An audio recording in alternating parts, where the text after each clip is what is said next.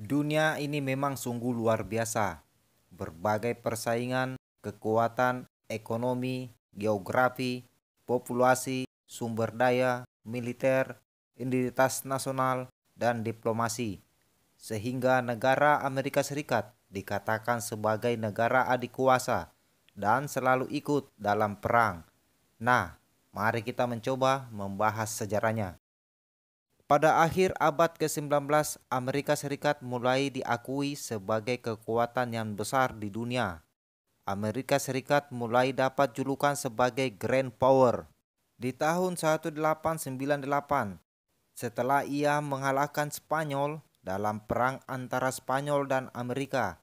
Sejak menyandang sebagai status Grand Power, Amerika Serikat aktif dalam hal geopolitik, khususnya di wilayah Amerika Latin, sebagai aktor baru yang semakin aktif dalam kegiatan geopolitik. Amerika Serikat bentuk diplomasi yang dinilai sangat efektif dalam mencapai kepentingan nasionalnya. Untuk diplomasi yang diterapkan Amerika di kemudian hari akan dikenal dengan balistik diplomasi. Tokoh di balik bentuk balistik diplomasi tersebut adalah Presiden Amerika ke-26 yang bernama Teddy Roosevelt. Sebagai presiden, Teddy dikenal sebagai presiden no agresif. Pada masa kepemimpinannya, Amerika Serikat menjadi negara yang power besar dalam mega politik.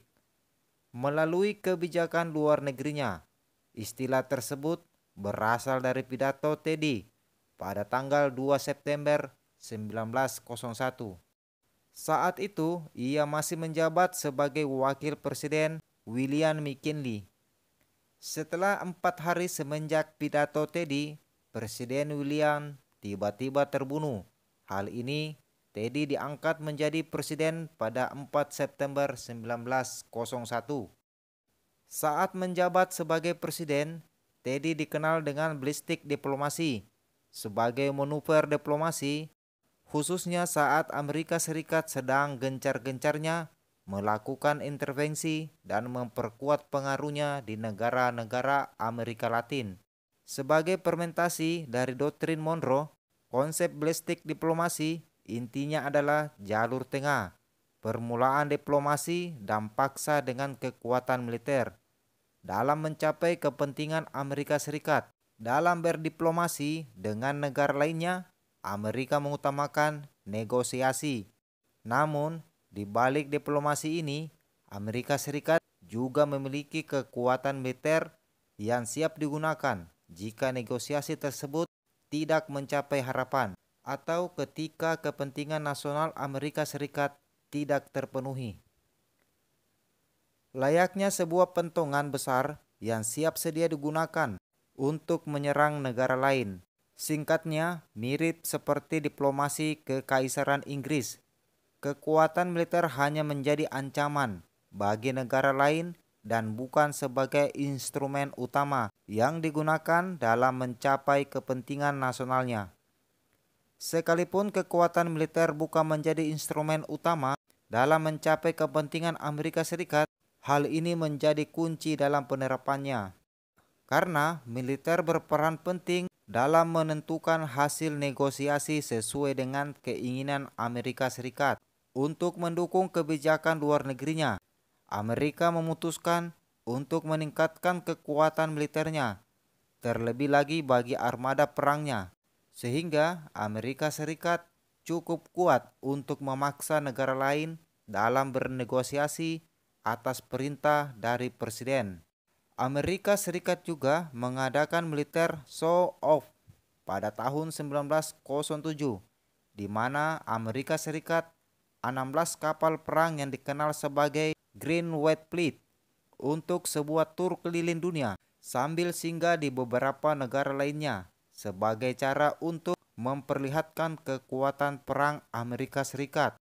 Pelayaran ini menjadi simbol fermentasi di balistik diplomasi, di mana military show off yang bertujuan menunjukkan betapa besarnya kekuatan Amerika Serikat di negara-negara yang disinggahinya.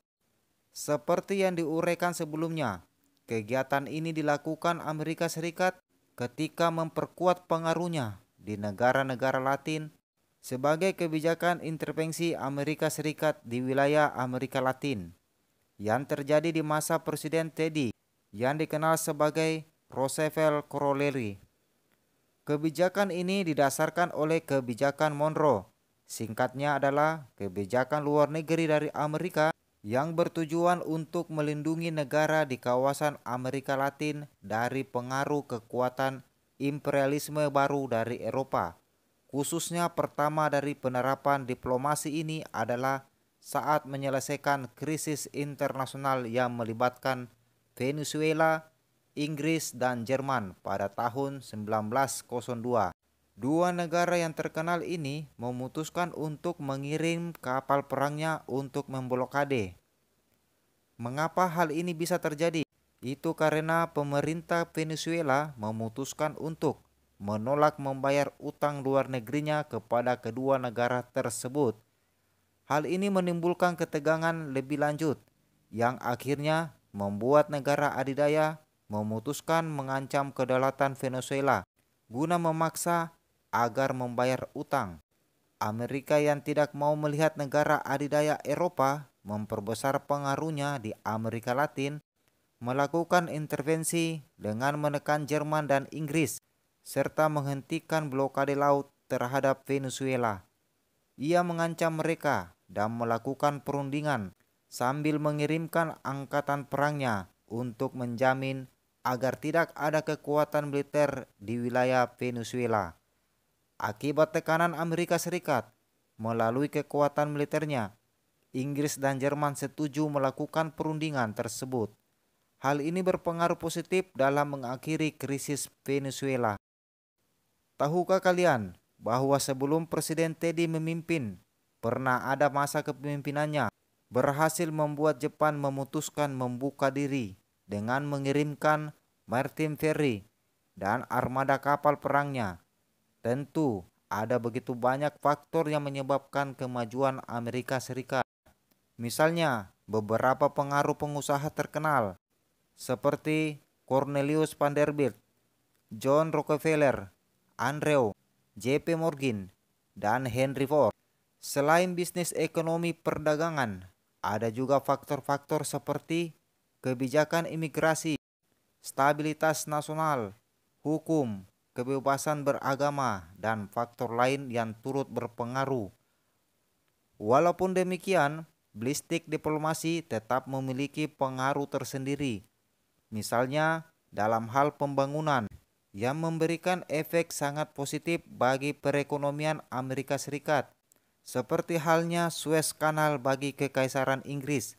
Selain kebijakan ini juga menunjukkan bagaimana Amerika Serikat begitu peduli kepada geopolitik dan tidak ragu-ragu menggunakan kekuatan militernya sebagai langkah terakhir demi menjamin keinginannya terpenuhi.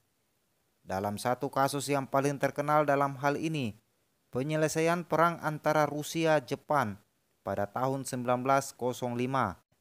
Di antara proyek infrastruktur yang dibangun Amerika Serikat, mayoritas dibangun pengusaha-pengusaha terkenal. Tidak demikian dengan pembangunan perusahaan Panama yang berhasil mengubah perdagangan Amerika Serikat. Perusahaan ini menjadi jalan pintas bagi perdagangan laut dari Samudra Atlantik ke Samudra Pasifik yang berhasil dilakukan berkat strategi bisnis diplomasi Amerika Serikat. Hal ini dilakukan dengan cara mendapatkan tanah yang berpotensi memperkuat perekonomian Amerika Serikat. Saat itu Panama masih menjadi bagian dari Kolombia, sehingga untuk mendapatkan izin perusahaan Panama, pemerintah Amerika Serikat melakukan negosiasi dengan pemerintah Kolombia. Amerika Serikat menawarkan membeli wilayah Panama senilai 10 juta dolar Amerika, serta memberikan uang yang dibayar secara rutin setiap tahunnya, sebanyak kurang lebih 250.000 dolar. Tawaran itu ternyata ditolak Kolombia, sehingga Teddy memerintahkan Angkatan Laut Amerika mendukung pemberontakan yang dilakukan warga Panama terhadap pemerintahan Kolombia.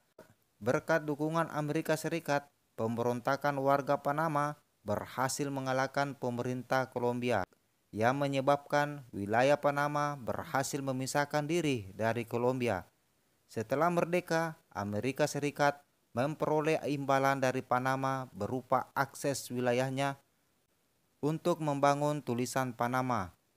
Teddy juga memakai balistik diplomasi ketika memperkuat pengaruhnya di Kuba dan Republik Dominika. Tidak hanya menerapkan kebijakan itu pada negara-negara Latin, Amerika Serikat juga menetapkan kebijakan diplomasi itu dalam menyelesaikan perang yang telah terjadi di antara Rusia dan Jepang tahun 1905. Teddy mengajak Rusia dan Jepang untuk berunding mengakhiri perang. Di antara keduanya, ia menawarkan diri sendiri sebagai mediator untuk mendukung kemudahan diplomasi dan negosiasi. Teddy memerintahkan armada kapal perang Amerika Serikat untuk menangkap Jepang agar bersedia mengakhiri perang dengan Rusia. Perundingan damai di antara ketiganya menghasilkan perjanjian Portsmouth yang mengakhiri perang antara Rusia dan Jepang. Karena peran aktifnya dalam menyelesaikan perang Jepang, Teddy berhasil meraih hadiah berupa Nobel Perdamaian. Distrik diplomasi yang digagas oleh Teddy sangat efektif dalam mencapai kepentingan nasional Amerika Serikat melalui diplomasi dengan negara-negara lainnya agar mengikuti kepentingan Amerika. Memang kalau kita melihat tentunya tidak lepas dari kontroversi yang ada, tapi perlu kita ketahui berbagai kemajuan yang dicapai Amerika Serikat seperti GPS, internet, komputer, dan hal-hal lainnya yang kita manfaatkan mungkin akan terlambat muncul jika Amerika memilih untuk tidak mengambil kebijakan politik. Nah, bagaimana menurut kalian? Mari kita saling berdiskusi di kolom komentar. Jika konten ini bermanfaat, jangan lupa tekan tombol subscribe-nya, like, dan nyalakan lonceng notifikasinya. Cukup sekian dulu, sampai jumpa di video berikutnya. Wassalamualaikum warahmatullahi wabarakatuh.